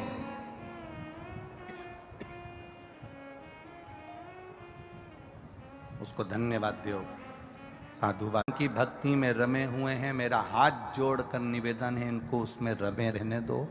अगर ये फिर टूट गए, फिर चले गए, तो ये वापिस सनातन धर्म को नहीं पा पाएंगे।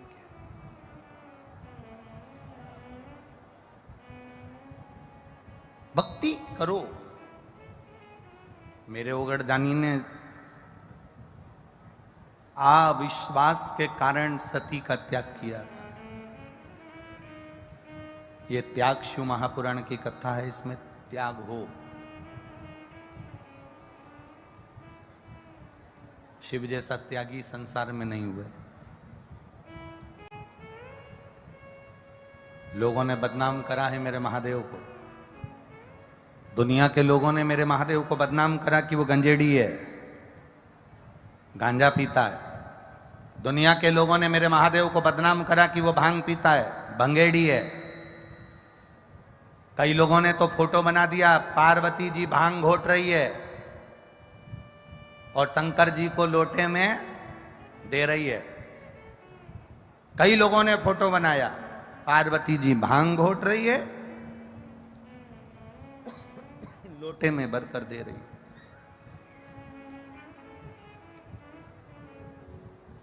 आप में से कितनी माताएं बैठी हैं जो अपने पति को तंबाकू का गुटखा मल के देती हो? बोलो री बोलो, जरा जम के तो बोलो। इतनी बैठी है, लाखों की संख्या में आप लोग आए हो। ईमानदारी से बोलना, कितनी माताएं जो अपने पति को तंबाकू का गुटखा मल के देती होगी? लो खाओ। एक नहीं मिलेगी इसमें से। जब मेरे भारत की माता अपने पति को तंबाकू खाने को नहीं देती, तो मेरी पार्वती माता महादेव को भांग कैसे दे सकती है? जरा विचार करिएगा।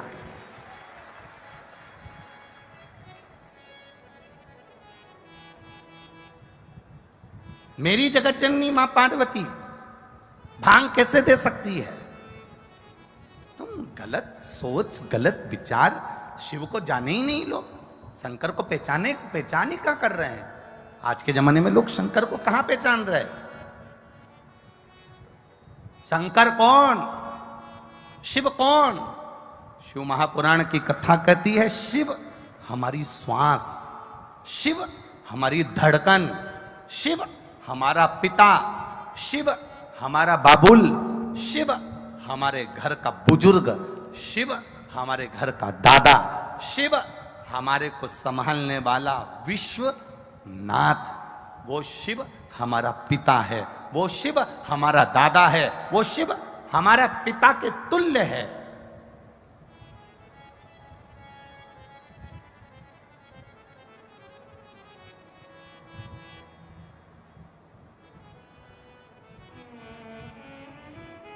उसको पहचाना कहां लोगों ने? बस भ्रम में जी रहे हैं, भगवान के भ्रम में हम जीना चाह रहे हैं, बस भ्रम में जी रहे हैं। ऐसे जाना, ऐसे करना, वैसा करना, पर ये पहचान नहीं पा रहे कि हम शंकर के होंगे कैसे, हम शिव को पहचाने कैसे, हम शंकर को जाने कैसे।